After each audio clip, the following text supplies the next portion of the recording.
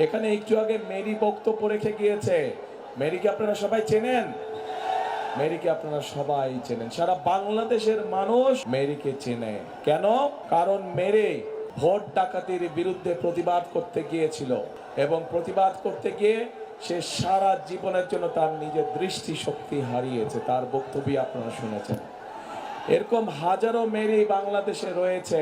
এই যে মানুষগুলো গত 16-17 বছর যাবত প্রতিবাদ করেছে, কিসের প্রতিবাদ? প্রতিবাদ করেছিল যে আপনাদের যে রাজনৈতিক অধিকার, সেই যে স্বৈরাচার যারা পালিয়ে গিয়েছে গত 5ই আগস্ট, তারা যে আপনাদের রাজনৈতিক অধিকার, কথা বলার অধিকার, ভোট প্রদানের অধিকার যে কেড়ে নিয়েছিল, সেইটার বিরুদ্ধে প্রতিবাদ করতে গিয়ে মেরি সহ মেরির মতন আরো আমাদের হাজার হাজার ভাই বোনেরা নির্যাতিত হয়েছে, পঙ্গুত্ব বরণ করেছে, এমনকি বহু মানুষ জীবন পর্যন্ত উৎসর্গ করেছে।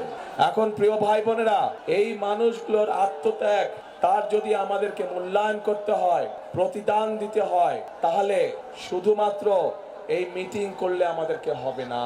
তাদের প্রতিবাদ ছিল কি? তাদের প্রতিবাদ ছিল অন্যায়ের বিরুদ্ধে। তাদের প্রতিবাদ ছিল সমগ্র বাংলাদেশের মানুষের যে অধিকার কেড়ে নিয়ে হয়েছিল তার বিরুদ্ধে। এবং এই অধিকারকে যদি প্রয়োগ করতে হয়, এই অধিকারকে যদি কেড়ে নেওয়া অধিকারকে যদি ফিরিয়ে আনতে হয়, তাহলে অবশ্যই 12 তারিখে আপনাদেরকে সোচ্চার হতে হবে। পারবেন সোচ্চার হতে? 12 তারিখে যদি আপনারা জবাব দিতে পারেন ধানের শীষে সিল মারার মাধ্যমে, তাহলে সেই স্বৈরাচাররা যারা আপনার অধিকার কেড়ে নিয়েছিল, তারা তাদের জবাব পাবে। আমরা সব সময় বিএনপি করি যারা, আমরা শান্তিতে বিশ্বাস করি। আমরা সকল ধর্ম বর্ণের মানুষকে নিয়ে আমরা একসাথে শান্তিতে বসবাস করতে চাই।